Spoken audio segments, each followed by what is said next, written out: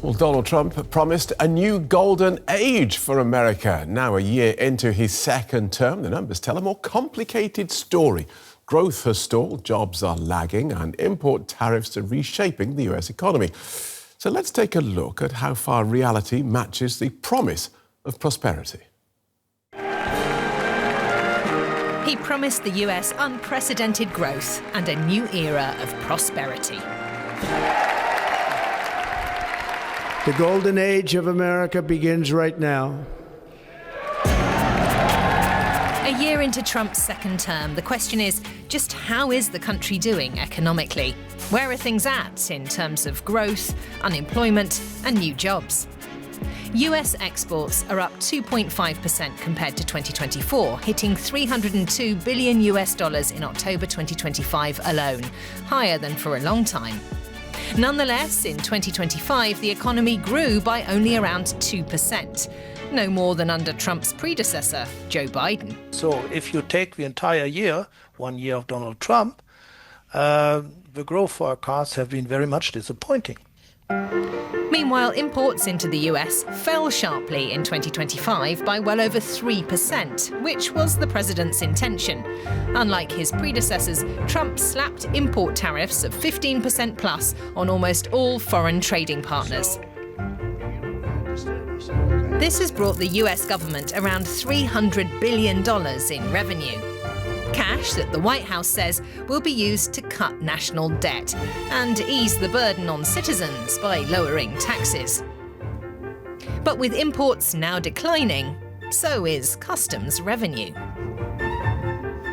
Another problem is access to specialised import products, which, thanks to the tariffs, are either too expensive or unavailable. This affects everything from electrical and metal industries to chocolate producers. If the tariffs really drastically strangle my business and my affordability of running this business, then I will have to look at ending this. And when it comes to tackling the labour market too, there are precious few signs of a golden age. Unemployment has remained at around 4% since the Trump administration took office. So far, it's not improved. In 2025, only around 600,000 new jobs were created, fewer than in 2024. However, it's a different story when it comes to the stock market.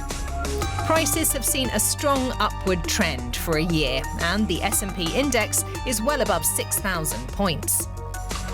Good stock prices are important for many US citizens, as over 60% of the population invests in the market for extra income or to prepare for retirement. The question is, how much of the money earned remains in the pockets of those people? As with previous President Joe Biden, the inflation rate is just under 3%, more than the 2% recommended by the US Federal Reserve. Finally, President Trump announced a wave of investment by foreign companies in the US. It won't be possible to assess the volume of this investment in new production lines until early 2026. Experts, however, forecast it will go up.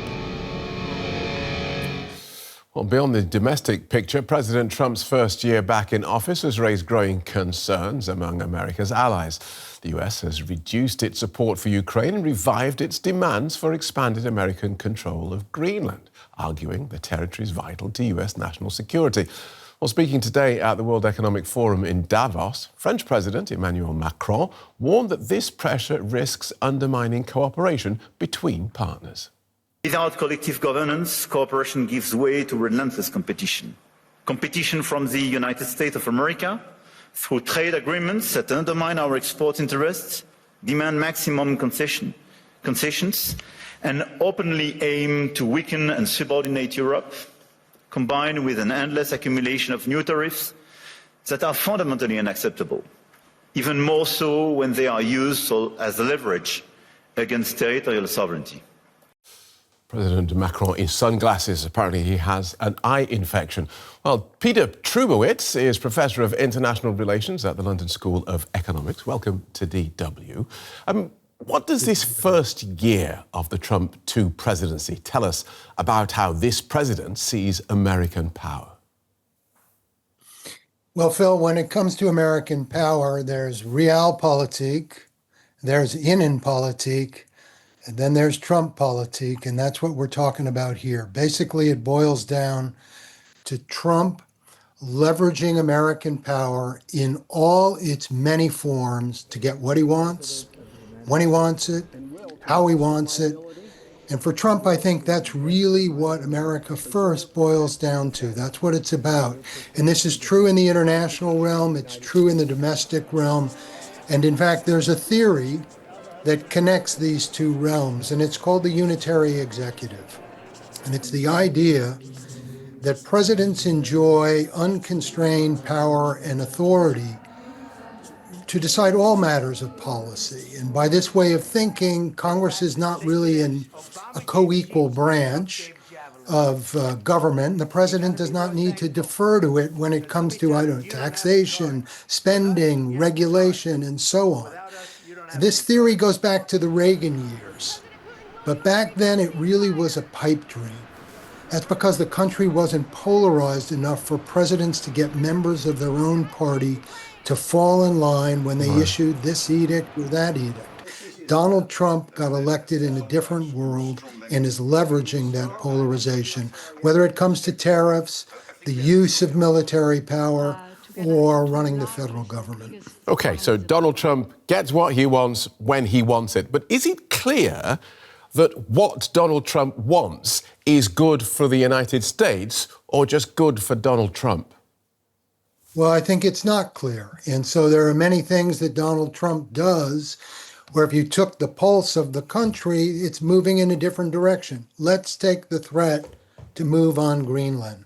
If you look at public opinion polls, I'm sure you have, it polls somewhere around 8 to 10% support in the United States. This is not what Americans want. They're not interested in turning Greenland into the 51st state or turning Greenland even into a territory like Puerto Rico or Guam.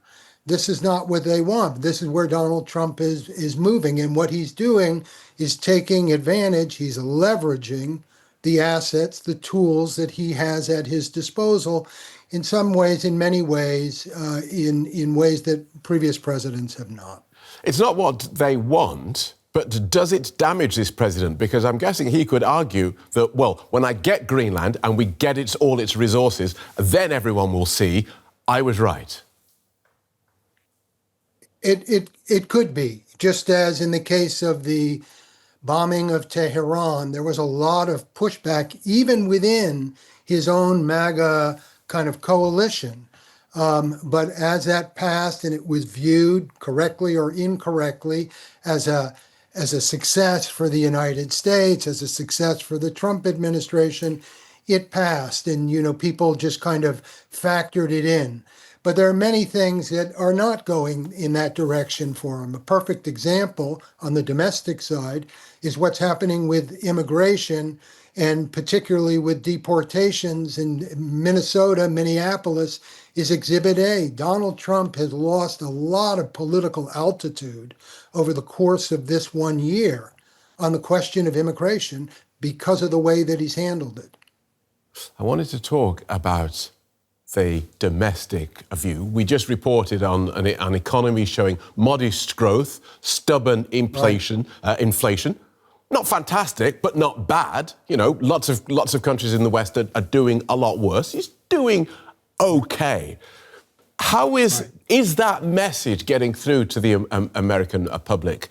Because my last reckoning was that his polling is still pretty low. Yeah, that's true. I mean, Donald Trump is on live right now in the United States. Maybe it's over, touting the economy and everything that he's accomplished this year.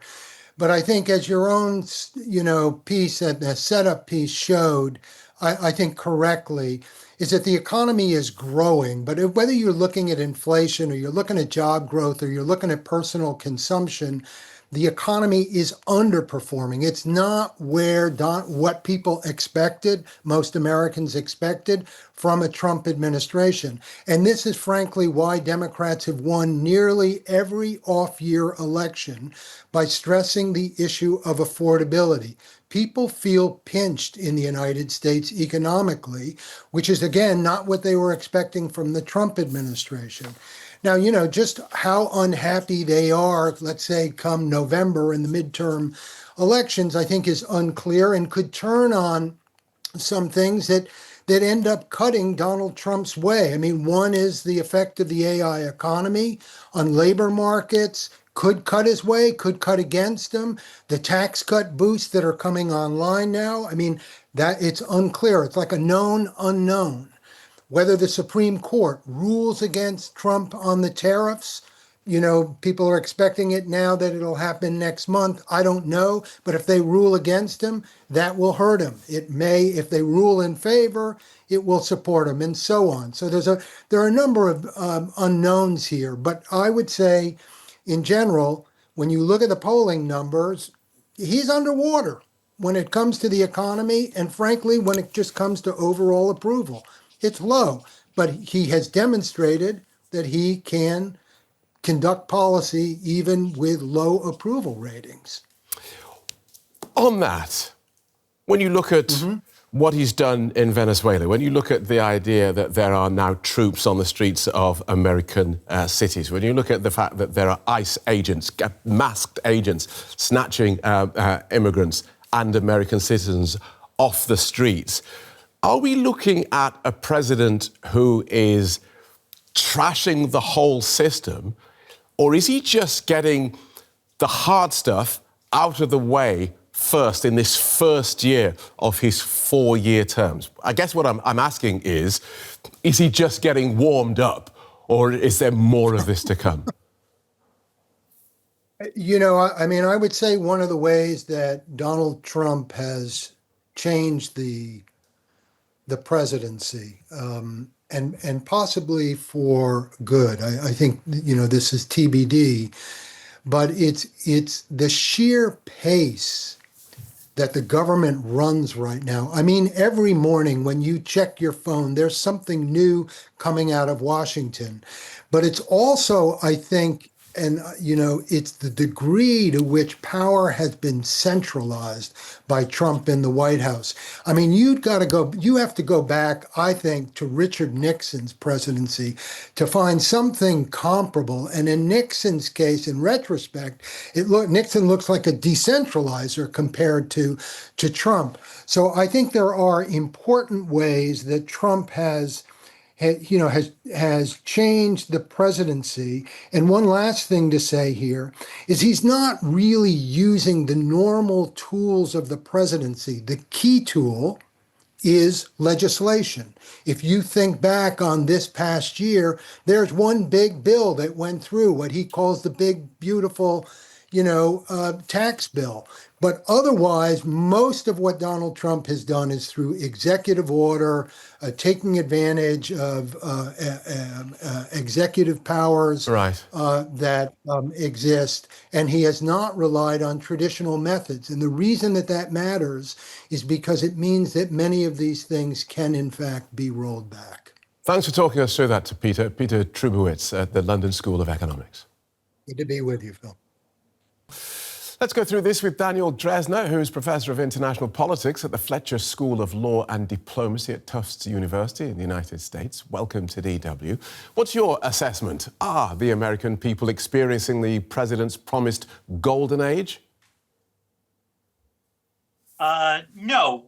You could argue that Trump's economic policies have not been quite as disastrous as would have been predicted when, let's say, he announced the Liberation Day tariffs.